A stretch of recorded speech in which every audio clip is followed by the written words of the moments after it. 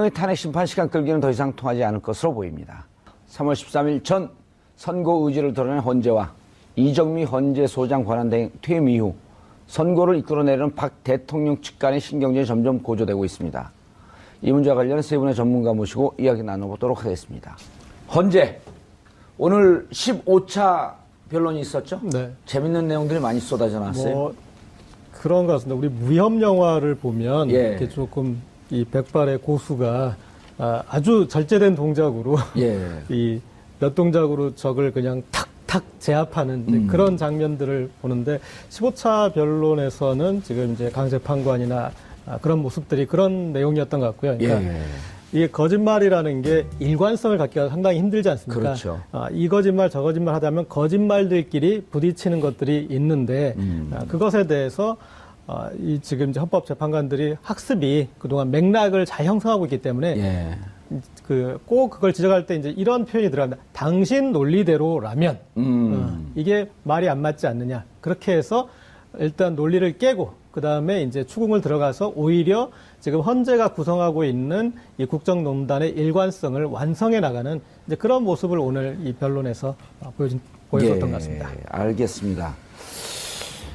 여 변호사님, 판사 생활을 23년 오래 하셨잖아요. 근데 요즘 보면 진짜 이 헌재 재판관들이 물론 능력이 있어서 헌재 재판까지 가셨겠지만 질문들이 예리해요. 저 연구원 할 때 모르면 강일원 연구원한테 묻습니다. 진짜 그렇습니까? 정말 그랬어요. 그래서 저는 뭐 강일원 재판관이 나이도 한 살 어리고 학번도 한 해 미치고 7, 8학번이거든요. 하지만 우리나라 법관 중에서 가장 훌륭한 법관 중에 하나다. 이렇게 보는데 그분이 그 대법원에서 근무할 때요. 그 같이 있던 대법관님이 모시고 있던 대법관님이 강일원 연구관은 2사람 목을 한다 그랬어요. 판사 2사람 목을. 저는 0.5인 목 한다고 그러고 보통 그랬는데. 그리고 둘이 합하면 어쨌든 2.5니까. 저는 이제 연구관이 달라가지고 딴 대법관이랑 그거는 관계 없는데. 그래서 강일원 재판관 같으면은 기록을 지금 완전히 머릿속에 4만 몇 페이지라고 그랬잖아요. 3만 2천 페이지. 3만 2천 다 넣고 있을 것이다. 그러니까 이분이 질문한 건 있죠. 정말 필요한 질문만 할 것이다. 그런 생각이 들어요. 강일원 재판관이 오늘 방기선 전 청와대 행정관을 질문을 했죠. 질문했어요. 그러면서 여기서 많은 내용들이 나왔습니다. 그렇습니다. 뭐라 그랬습니까? 거기서 이제 그 재단 설립을 기밀이라고 생각했느냐라고 그 방기선 행정관한테 단도직입적으로 딱 물었습니다.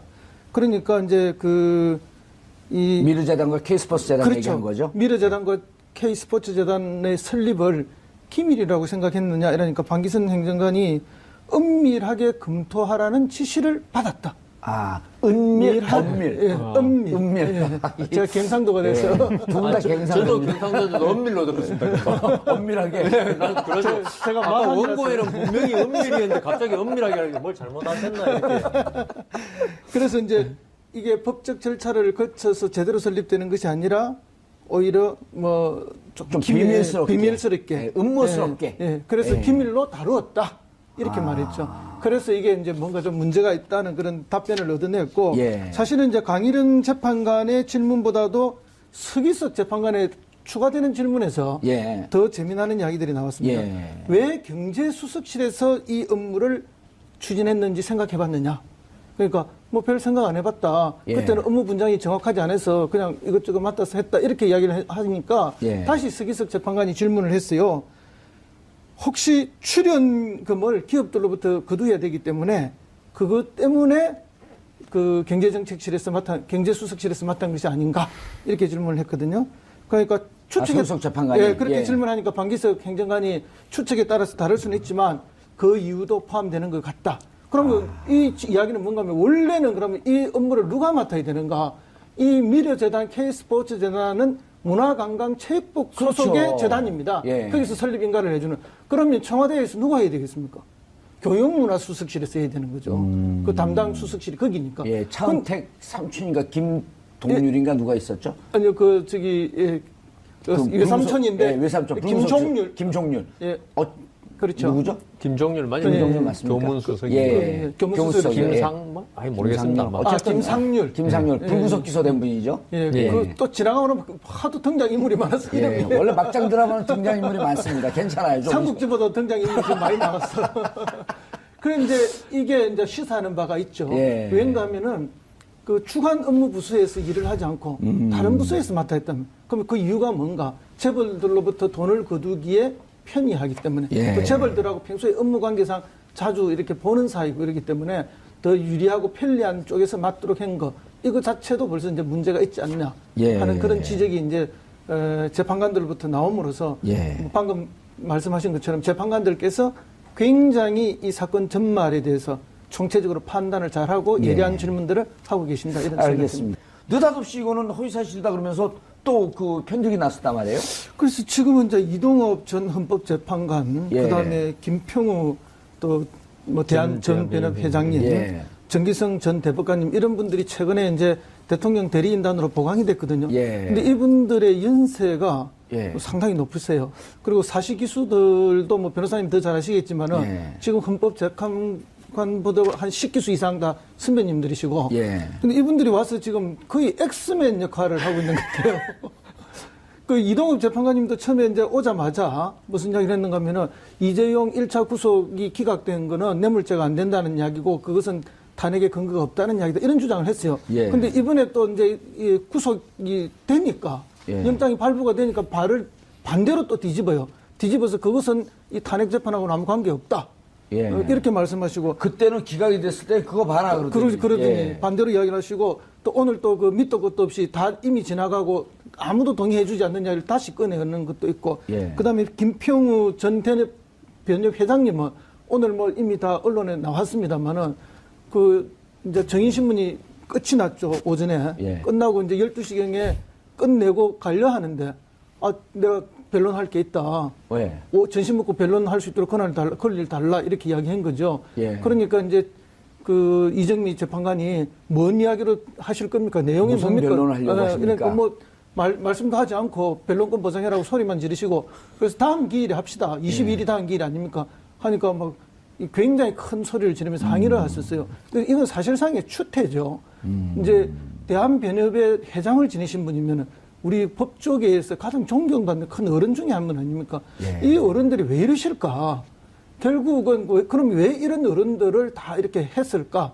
그러니까 결국은 이 연세도 높으시고 화려한 전력도 가지고 있고 사식이수도 높은 이런 변호사들을 많이 영입해서 지금 현재 재판관들을 심리적으로 압박하고 있는 것이 아닌가 하는 그런 추측을 좀 해볼 수 있고요.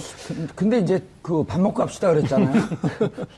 자기가 이제 당뇨가 있고 그거 하기 때문에 뭐 당을 채워 와야 된다는 거죠. 밥을 드셔야 된다는 이야기는. 그러면 이제 식권을 안 준 거란 말이에요. 쉽게 얘기하면.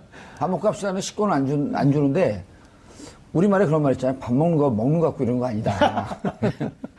그래갖고 화가 난 거 아닐까요? 저게 그런 건 아닌데 자원 오늘 보여주신 이 모습은 적어도 우리 법조계의 원로들의 조금 이렇게 좋지 않은 모습이라서 국민들이 좀 안타까운 면이 있고요. 우리가 흔히 보수하면은 내용은 잘 모르지만 뭔가 뭐 밑에 보이지 않는 찐득한 뭔가 품위가 있고 뭐 믿음이 있고 그럴 줄 알았는데 이 어른들이 지금 보수의 민낯을 보여주는 것 같다. 보수의 바닥이 이 수준밖에 안 되는구나 하는 그런 안타까움을 지금 느낍니다. 여 변호사님도 이제 보수적 그 성향이 강하시고 중립인데 좀 가운데 앉아 계세요. 점잖으시고 그래서 저도 이제 보수주의자로서 좀 점잖고. 아니 근데 오늘 자화자찬이 너무 심해가지고 제가 몸둘 바를 모르겠습니다. 근데 김평우 변호사님 있죠. 잘 아시다시피 우리 김동리 선생님 아드님입니다. 우리 교과서에 많이 나오잖아요. 그렇죠. 김동래 선생님의 소설.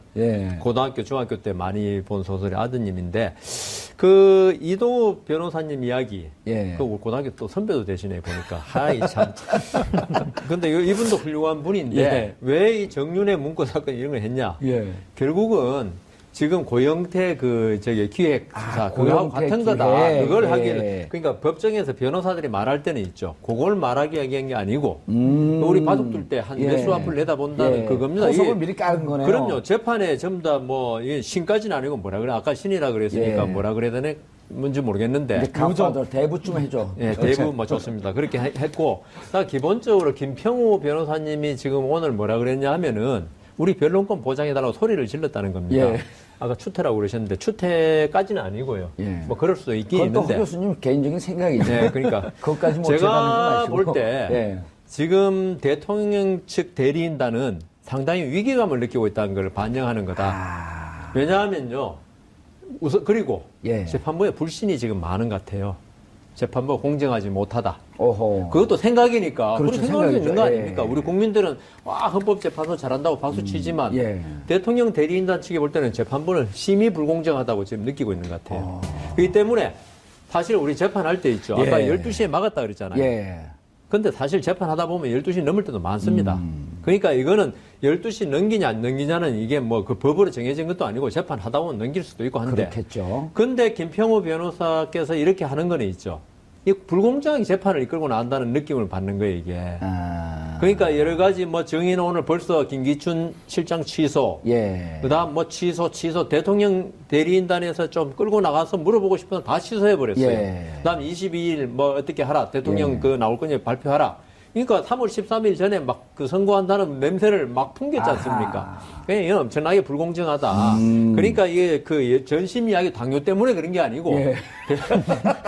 아니, 본인은 당뇨라고 분명히. 그럼 그렇게 해야지. 그럼 어떻게 말하겠습니까? 이 연세 드신 분이 당뇨라 그러면 당뇨라 생각해야죠. 그러니까 그 지금 이 대통령 대리인단들은 지금 재판부가 심히 불공정하다. 이게 결국은 나중에 중대한 결심에도 영향을 미치지 않을까. 그런 생각도 해봅니다. 대리인단 전원 사태의 하나의 포석이 될 수도 뭐 될지 안 있는? 될지 모르겠지만 구실은 되는 거죠.